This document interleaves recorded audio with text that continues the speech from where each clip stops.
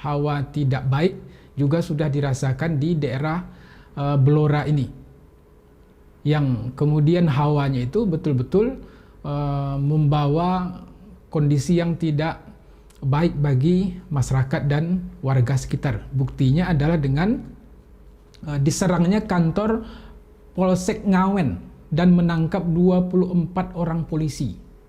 Jadi mereka menyerang kantor Polsek Ngawen yang ada di Blora, dan dalam mereka melakukan serangan itu berhasil menawan sebanyak 24 orang aparat kepolisian. 15 orang diantaranya ditawan di penjara Purwodadi. Kemudian 7 orang lainnya ditawan di kantor Kawedanan Ngawen bersama tawanan yang lainnya. Assalamualaikum teman-teman. Jangan lupa klik subscribe di channel Tafaku Video ya, dan aktifkan tanda loncengnya. Assalamualaikum warahmatullahi wabarakatuh. Alhamdulillahirabbil alamin wal aqibatu lil muttaqin wala udwana illa 'alal zalimin, amma ba'du. Berbagai macam tindak kekerasan yang dilakukan oleh kelompok Front Demokrasi Rakyat Partai Komunis Indonesia di Madiun pada bulan September 1948 sampai pada awal Desember atau sampai pada akhir tahun, lebih kurang 3 bulan, ternyata juga menjalar sampai ke Jawa Tengah. Ini kalau sebelumnya itu di Madiun, kemudian ke Magetan dan beberapa daerah lainnya di sekitar Karesiden Madiun, ternyata imbas dari pemberontakan yang dilakukan oleh kelompok kiri itu juga menjalar sampai ke Jawa Tengah. Dan bentuk menjalarnya imbas dari tindak kekerasan yang mereka lakukan itu juga hampir sama atau lebih kurang sama, yaitu mereka dalam hal ini menyasar aparat kepolisian, menyerbu kantor-kantor polisi. Di antaranya adalah mereka melakukan penyerangan atau pembunuhan terhadap aparat kepolisian yang ada di Wonogiri, Jawa Tengah. Jadi pada tanggal 18 September, sebagaimana yang terjadi di Karesidenan Madiun, meluas ke Magetan, maka di Wonogiri pun hal yang serupa juga terjadi, bahwa kantor kepolisian juga mereka sasar, aparat keamanan pun yang lainnya juga menjadi sasaran kebengisan mereka. Di antara yang mereka lakukan di Wonogiri adalah dengan menyerang kantor Polsek Wonogiri. Terjadi pertempuran, yang pertempuran itu tidak seimbang dibanding dengan jumlah massa yang datang dengan pihak kepolisian yang sedang berjaga atau berdinas di kantor mereka. Dengan pertempuran yang tidak seimbang itu, akhirnya pihak massa Front Demokrasi Rakyat berhasil menduduki kantor polisi, dan aparat kepolisian yang ada di sana juga menyerah. Beberapa orang anggota polisi ditahan, termasuk yang juga ditahan adalah Kepala Kepolisian Kabupaten Magetan, yaitu Bapak Murti Pranoto. Jadi kepala kepolisiannya pun ikut ditawan oleh pihak massa Front Demokrasi Rakyat atau Partai Komunis Indonesia. Setelah mereka menahan aparat kepolisian itu dan juga warga lainnya yang mereka anggap menghalangi rencana-rencana politiknya, maka mereka ditawan. Dan setelah mendapatkan informasi bahwa akan ada operasi dari pihak pemerintah, akhirnya para tawanan ini mereka bawa ke suatu tempat. Jadi salah satunya adalah sebanyak 200 tawanan mereka bawa ke Dukuh Ngerejo, Kecamatan Tirtomoyo, lebih kurang 40 km ke arah timur Wonogiri. Jadi tidak sedikit jumlahnya, ada lebih kurang 200 orang tawanan yang mereka bawa ke Dukuh Ngerejo, Kecamatan Tirtomoyo ini. Mereka ditempatkan di barak-barak bekas tambang tembaga pada zaman Jepang.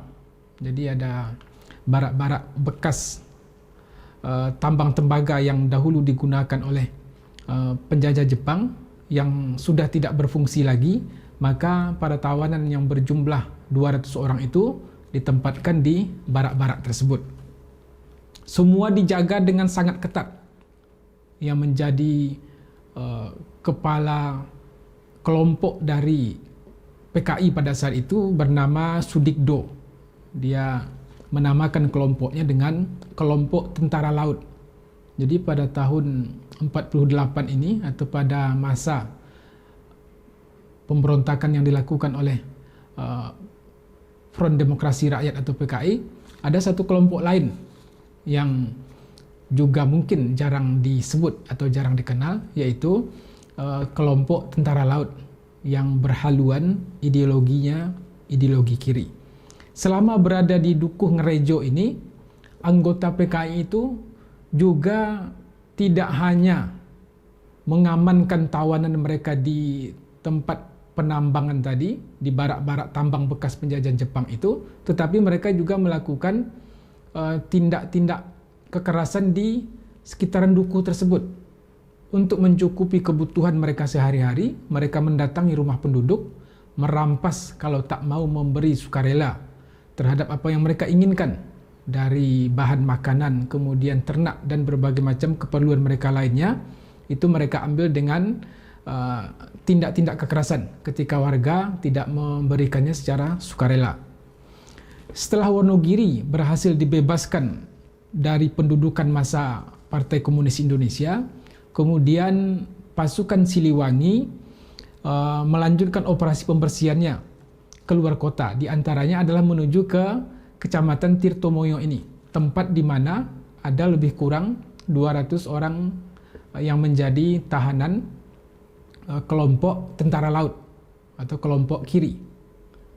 Maka ketika mendengar akan ada pasukan militer yang bergerak ke arah Tirtomoyo, tempat di mana banyak tawanan yang berada di sana, akhirnya apa yang dilakukan oleh kelompok tentara laut ini?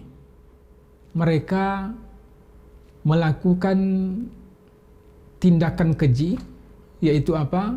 Melakukan pembunuhan terhadap tawanan yang berjumlah lebih kurang 200 orang. Tetapi proses eksekusi yang mereka lakukan itu ternyata baru berjalan 1/4 tawanan yang sudah berhasil dieksekusi. Jadi ketika pasukan Siliwangi sudah mengarah ke Kecamatan Tirtomoyo, mereka langsung melakukan eksekusi terhadap tawanan itu secara bertahap. Dan baru sampai pada angka 1/4 tawanan dari 200 orang tadi yang berhasil mereka bunuh. Di antara korban yang tercatat adalah, ini kami bacakan nama-nama mereka yang menjadi korban, di samping juga aparat kepolisian yang ada di Wonogiri ini. Yang pertama adalah Kiai Samidin Kadi. Beliau ini berasal dari Jawa Timur. Selanjutnya nomor 2, Suwarno Honggopati Citro Hupoyo, Bupati Sukoharjo. Kemudian Murti Pranoto, ini Kepala Kepolisian Wonogiri yang tadi terlibat pertempuran sengit dengan massa PKI, yang akhirnya beliau dan anggota polisi yang lain menyerah. Kemudian adalah Prawiro Sutarno, polisi Wonogiri, Truno Suwarso, juga polisi Wonogiri. Di samping itu juga ada Sumo, Kepala Kantor Pos Wonogiri. Selanjutnya ada Sastro Direjo, mantan Mantri Polisi Pamong Praja Tirtomoyo. Joko Suwondo, Polisi Pamong Praja Baturetno. Cipto Sularso dan Mingan, keduanya polisi di Baturetno. Sumo Sarjono, beliau ini adalah jabatannya Wedana di Wuryantoro. Sukatmo Ponco Winoto, asisten Wedana di Wuryantoro. Sukun, pegawai kantor penerangan Wuryantoro. Marto Wasiti, asisten Wedana Baturetno.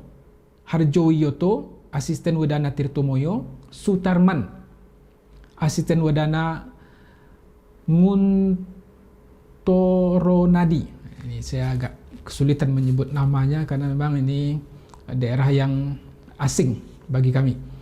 Kemudian ada Bunyamin, Naib Giriwoyo, Abdurrahim dari Pracian Toro, dan Kartoyo, petani di Balai Panjang. Jumlah yang berhasil diketahui namanya ini sebanyak 20 orang, yang diantaranya 6 orang itu adalah aparat kepolisian, sisanya dari aparat desa ataupun dari pejabat pemerintah lainnya serta para petani. Dan tadi juga masuk diantaranya salah seorang yaitu Kiai Hamidin Sadi dari Jawa Timur. Sisanya ada 9 prajurit TNI dari Siliwangi dan 20 korban lainnya yang tidak dikenal. Sebagian besar jenazah dimakamkan secara massal di Dukuh Ngeraping, Desa Geneng Harjo, Tirtomoyo. Jadi seluruh korban ini dimakamkan di Dukuh Ngeraping, dan pada tahun 1980 di tempat terjadinya pembunuhan ini dibuat monumen yang sampai sekarang masih bisa dilihat, bisa dikunjungi, tentang kenangan bagaimana dahulunya kelompok kiri melakukan tindak kekerasan terhadap aparat polisi, rakyat biasa, atau pejabat pemerintah lainnya yang ada di sekitaran Wonogiri. Selanjutnya adalah kita berpindah ke daerah lain, yaitu di Karesidenan Pati. Kelompok Front Demokrasi Rakyat juga bergerak di sana. Dalam mereka melakukan aksinya itu adalah ini pada tanggal 19 September malam. Jadi pada malam harinya mereka bergerak. Langkah pertama yang mereka lakukan adalah dengan memutus aliran listrik. Ini langkah pertama yang mereka lakukan. Dalam gelap itu mereka bergerak untuk mencari musuh atau sasaran yang memang sudah menjadi target mereka, baik sipil ataupun militer. Di antara yang berhasil mereka tangkap atau pihak yang berhasil mereka tawan adalah, kami sebutkan, yang pertama adalah AKBP Agil Kusumodio. Jadi Bapak Agil Kusumodio ini adalah Kepala Kepolisian Karesidenan Pati. Mereka berhasil menawannya. Kemudian Sumantri Sakimi, Komandan Mobil Brigade atau Komandan Brimob Karesidenan Pati. Letnan Kolonel Sunandar, Komandan Resimen 21 Pati. Kemudian ada Dr. R. Susanto, Kepala Dinas Kesehatan Karesidenan Pati, dan Camat Margorejo. Jadi ada 5 orang aparat keamanan serta pejabat lainnya yang mereka tawan. Jenazah Kepala Polisi Karesidenan Pati serta Letnan Kolonel Sunandar tadi, yaitu 2 orang, Bapak Agil Kusumodio dan Letnan TNI Sunandar, jenazahnya akhirnya ditemukan tergeletak beberapa meter dari pinggir jalan raya Blora Randu Blatung, kilometer 25. Jadi jenazah 2 orang ini, 2 orang pejabat ini, 2 orang aparat keamanan maksud kami, polisi dan TNI, ditemukan tidak beberapa jauh dari pinggir jalan raya Blora Randu Blatung di kilometer 25. Jenazahnya itu dalam keadaan rusak, bekas siksaan, dan ditutupi oleh pohon-pohon jati, karena tempat ditemukannya jenazah itu adalah tidak jauh dari batang pohon jati yang masih muda dan ditutupi dengan daun-daun jati itu. Jasad keduanya ini segera dikenali oleh warga karena ada seorang lurah yang bernama Bapak Nur Hadi yang merupakan teman sepermainan kedua korban ini pada waktu remaja. Jadi dengan cepat segera diketahui siapa orang atau mayat tak dikenal yang ditemukan itu. Rupanya dia adalah Bapak Agil Kusumodio dan Bapak TNI Sunandar, karena ada teman masa remaja beliau yang juga ikut mendatangi tempat ditemukannya kedua jenazah itu. pada tahun 1976 di tempat mana ditemukan kedua jenazah ini itu dibuatkan monumennya. Selanjutnya di tempat lain yang juga menjadi kekerasan atau tindak kekerasan yang dilakukan oleh kelompok Front Demokrasi Rakyat atau PKI ini adalah di daerah Blora. Daerah Blora ini sebelum terjadinya pemberontakan di Madiun, sama juga dengan ketika di beberapa tempat di Madiun, sebelum terjadinya peristiwa 18 September tengah malam itu, rupanya hawa mencekam, hawa tidak baik juga sudah dirasakan di daerah Blora ini, yang kemudian hawanya itu betul-betul membawa kondisi yang tidak baik bagi masyarakat dan warga sekitar. Buktinya adalah dengan diserangnya kantor Polsek Ngawen dan menangkap 24 orang polisi. Jadi mereka menyerang kantor Polsek Ngawen yang ada di Blora, dan dalam mereka melakukan serangan itu berhasil menawan sebanyak 24 orang aparat kepolisian. 15 orang diantaranya ditawan di penjara Purwodadi. Kemudian 7 orang lainnya ditawan di kantor Kawedanan Ngawen bersama tawanan yang lainnya. 7 tawanan di kantor Kawedanan Ngawen ini, 7 orang polisi maksud kami, mohon maaf ini, mereka tawan dalam keadaan telanjang bulat, tidak diperbolehkan untuk memakai satu helai benang pun di badannya. Mereka adalah Komandan Polisi Suratman, kemudian ada Bapak Samsudin, ada Bapak Marto Dijoyo, ada Bapak Budiman, ada Bapak Sukardi, Bapak Slamet, dan yang ketujuh yaitu Bapak Suwarjan.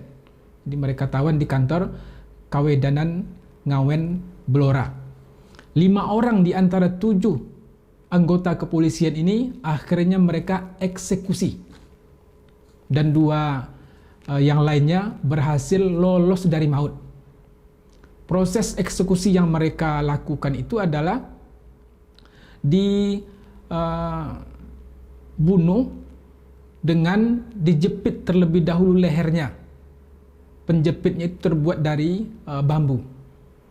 Setelah korban ini atau anggota kepolisian ini dijepit lehernya, kemudian pingsan, setelah itu mereka dorong masuk ke dalam lubang, dan lubang itu lubang apa? Lubang pembuangan air besar atau lubang WC. Jadi ada lubang WC yang berada di tempat mereka ditawan itu, mereka buka penutupnya, kemudian para tawanan tadi mereka berdirikan di pinggir lubang WC itu, kemudian dijepit lehernya, setelah itu didorong masuk ke dalam lubang WC itu. Dan 5 orang tawanan itu gugur dalam kejadian ini. Sementara 2 orang lainnya selamat, yaitu Bapak Suwarjan dan Bapak Slamet. Bapak Suwarjan ini kebagian yang terakhir untuk dieksekusi, dan dia dalam keadaan yang sangat mencekam karena dia mendengar jeritan kawan-kawan yang sebelumnya, dan Bapak Suwarjan adalah mendapat giliran yang terakhir untuk dieksekusi dan dimasukkan ke dalam lubang WC ini. Ketika tiba giliran Bapak Suwarjan ini, Sang Algojo berkata kepadanya, ini saya kutipkan perkataan Algojo itu, "Sudah saatnya bagi polisi yang tak mau ikut perjuangan PKI dibunuh." Beberapa detik kemudian, leher Bapak Suwarjan ini dijepit dengan sangat keras, dan jepitan itu, akibat dari jepitan tersebut menyebabkan dia langsung tidak sadar. Sesudah itu dia didorong masuk, tercebur ke dalam lubang pembuangan kotoran manusia tersebut. Ketika siuman, jadi rupanya Allah mentakdirkan Bapak Suwarjan dan 1 orang lagi selamat. Beliau selamat keduanya, namanya selamat dan juga selamat dalam peristiwa maut tersebut. Ketika siuman, Bapak Suwarjan ini langsung berteriak, "Kardi, aku ini di mana?" Dia memanggil nama kawannya. Kardi ini adalah urutan yang kelima, korban yang gugur. Jadi beliau 7 orang ditawan, salah seorang kawannya bernama Sukardi. Dan ketika siuman, Bapak Suwarjan ini berteriak, "Kardi, aku di mana?" Dengan teriakan tersebut, secara pelan-pelan Bapak Selamat yang sudah terlebih dahulu masuk ke dalam lubang WC tadi dan belum meninggal, dengan pelan-pelan Bapak Selamat menutup mulut Bapak Suwarjan tadi. Sambil berbisik beliau menyampaikan, "Kita sekarang berada di dalam lubang WC." Rupanya teriakan "Kardi, aku di mana?" ini terdengar sampai ke atas oleh kelompok PKI yang sedang berjaga-jaga. Dan segera mereka mendatangi tempat lubang WC itu dan memuntahkan peluru, memuntahkan senjata tajam, menembakkan senjata yang mereka punya ke dalam lubang WC itu. Sesudahnya mereka tutup lubang tadi. Dan Bapak Suwarjan dan Selamat tadi segera ketika mengetahui ada orang yang datang dan langsung memuntahkan senjatanya, mereka bergerak ke arah pinggir lubang, sehingga akhirnya mereka selamat. Setelah dirasa aman, akhirnya mereka berembuk bagaimana caranya supaya bisa keluar dari lubang WC ini.